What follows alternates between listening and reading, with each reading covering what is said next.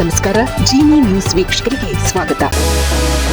ನಾಳೆಯಿಂದ ಕರ್ನಾಟಕದಲ್ಲಿ ಸ್ವಯಂ ಗಣತಿಯೊಂದಿಗೆ ಜನಗಣತಿ 2027 ಪ್ರಾರಂಭವಾಗಲಿದೆ. ಏಪ್ರಿಲ್ 16ರಿಂದ 1 ತಿಂಗಳು ಮನೆಗಳ ಪಟ್ಟಿ ತಯಾರಿಕೆ ಮತ್ತು ವಸತಿ ಗಣತಿ ನಡೆಯಲಿದೆ. ಈ ಜನಗಣತಿಯಲ್ಲಿ ಸಹಜೀವನದ ಸಂಗಾತಿಗಳನ್ನು ವಿವಾಹಿತರೆಂದೇ ಪರಿಗಣಿಸಲು ನಿರ್ಧರಿಸಲಾಗಿದೆ. ಸಹಜೀವನ ಅಥವಾ ಲಿವ್ ಇನ್ ನಲ್ಲಿ ಇರುವವರನ್ನು ವಿವಾಹಿತರೆಂದೇ ಜನಗಣತಿಯಲ್ಲಿ ಪರಿಗಣಿಸಲಾಗುತ್ತದೆ. ಸಹಜೀವನ ನಡೆಸುವವರು ತಮ್ಮದು ಶಾಶ್ವತ ಅಥವಾ ಸ್ಥಿರವಾದ ಸಂಬಂಧ ಎಂದು ಪರಿಗಣಿಸಿದರೆ ಜನಗಣತಿ ವೇಳೆ ಅವರನ್ನು ವಿವಾಹಿತರೆಂದು ಪರಿಗಣಿಸಲಾಗುವುದು ಎಂದು ಕೇಂದ್ರ ಸರ್ಕಾರ ತಿಳಿಸಿದೆ.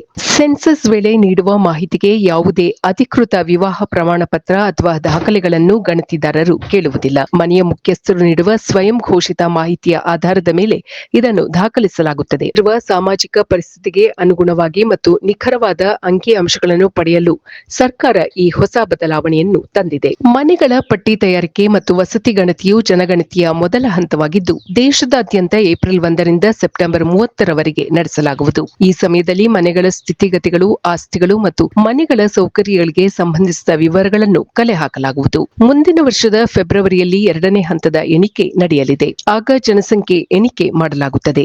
ಆಗ ಪ್ರತಿಯೊಂದು ಮನೆಯ ಪ್ರತಿ ವ್ಯಕ್ತಿಯ ಜಾತಿ, ಸಾಮಾಜಿಕ ಮತ್ತು ಇತರ ವಿವರಗಳನ್ನು ಸಂಗ್ರಹಿಸಲಾಗುತ್ತದೆ. ಕರ್ನಾಟಕದೊಂದಿಗೆ ಇತರ 7 ರಾಜ್ಯಗಳು ಮತ್ತು ಕೇಂದ್ರಾಡಳಿತ ಪ್ರದೇಶಗಳಲ್ಲಿ ಈ ಪ್ರಕ್ರಿಯೆ ಪ್ರಾರಂಭವಾಗಲಿದೆ. ಕರ್ನಾಟಕದಲ್ಲಿ ಏಪ್ರಿಲ್ 1ರಿಂದ 15ರವರೆಗೆ ಸ್ವಯಂ ಎಣಿಕೆ ಜರುಗಲಿದೆ.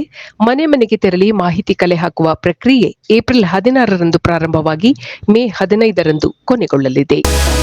ಈ ದಿನದ ನಿರಂತರ ಸುದ್ದಿಗಳಿಗಾಗಿ ವೀಕ್ಷಿಸುತ್ತಿರಿ ಜಿನಿ ನ್ಯೂಸ್. ನಮಸ್ಕಾರ.